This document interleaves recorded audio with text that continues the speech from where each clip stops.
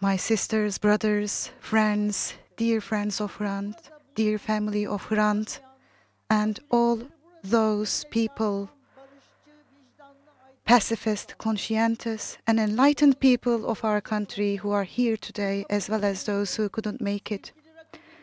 17 years ago, right here, in front of this door, the darkness that makes murderers out of babies, as our dearest Raquel described in her notable address, killed the very conscience of Turkey. Yes, Hrant was both the bearer of the troubles and pains of this country, as well as the remedy and conscience of its oppressed and suffering peoples. And I'm not going to talk about that horrible assassination that took place. And I'm also not going to talk about all those people who were part of the judiciary for the past 17 years, but I would like to talk about Hrant instead. I would like to commemorate him. Some people are special. They embody the values of their times, lands and peoples. Hrant was such a person. As I remember him today, I do not mean to offer a mere praise for Hrant Dink. This thought had occurred to me already back then when I met him for the first time in 2002, as we came together to establish the Peace Initiative. Our adopted motto, peace without ifs and buts, as well as our maxim, we reject the terror of power and the power of terror, were both coined by him. When he had been caught in crossfire, he said he would cry out, "This is genocide," right here in Turkey's Taksim Square.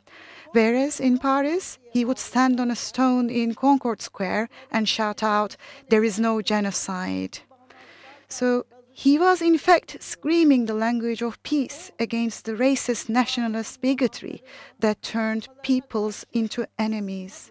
He was a trailblazer, breaking taboos, defying the lies and obscuring of the official history. And we do know that the forces nested in darkness are most afraid of taboos being broken, of their lies being exposed, of their dark faces being seen. This is why they shot Hrant. He wasn't a hawk, but a dove. He was deeply mistaken when he said, "I live in a dove like this quiet, yet I do know that the people of this country will never hurt a dove." Had he been a hawkish or aggressive person, had he defended the unity and fraternity of peoples through arms and violence, he wouldn't have been put on target. The deep-seated darkness that prevails over this country had issued his death warrant precisely because he was a dove. Once he realized that they cannot carve out of the image of a traitor from Hrant Dink, once they understood the silent power of advocating peace without ifs and buts, they simply wanted to silence the dove. It was 17 years ago today, around this time, when they took you away from your beloved country, family, friends, lands from us, Ahbarig. There were people attacking you by saying you have eyes on this land. And I remember well how you responded to them. Yes, we do have our eyes on these lands, for our roots are here. But do not worry, we don't want to take away this land. We just want to be buried deep inside of it. As one of the purest, most precious and righteous sons of this land, you are now lying beneath the earth, where your roots run deep. All the peoples of this country, Turks, Kurds, Armenians, Greeks, Jews, the Laz, Circassians, Arabs, Yazidis, Syriacs, all our roots are intertwined with one another in the depths of our land, just like an ivy.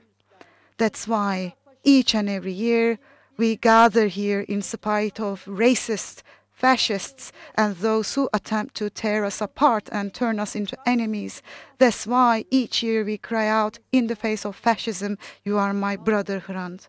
That's why we all chant that we are Armenians, in an effort to keep the memory alive, not to forget, and not to let things sink into oblivion. but above all, to show that we accept your desire to live together as equal and free people on this land as your will. Yes, regrettably, I do not have good news for you, Ahbarik. The darkness that befell on our country grows day by day, year by year. We have failed to defeat the rule of those who raise murderers from babies and vindictive generations from innocent youth. The values of humanity you sacrificed your life for are under attack by racist, fascist circles. Those who reign over the country guard and reinforce their survival and power by sowing enmity among people. People are losing their faith in the future, their hopes being dashed every single day. They keep waiting without knowing what awaits them. We now realize better that the bullets fired at you were also fired at the peoples of this country, at its peace. You were our conscience, Ahbarik.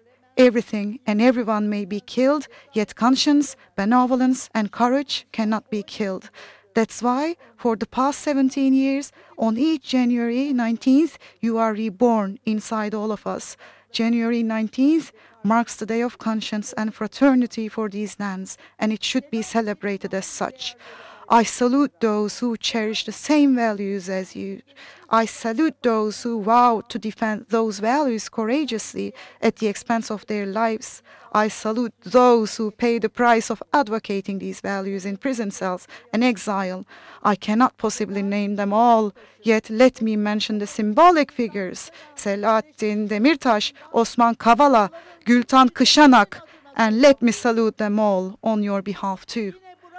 We are here, Ahbarik, again, like we are on the 19th of January, every year, on the spot where you were assassinated. In the face of fascism, you are our conscience and you are our brother. In the face of fascism, you are my brother, Hrant.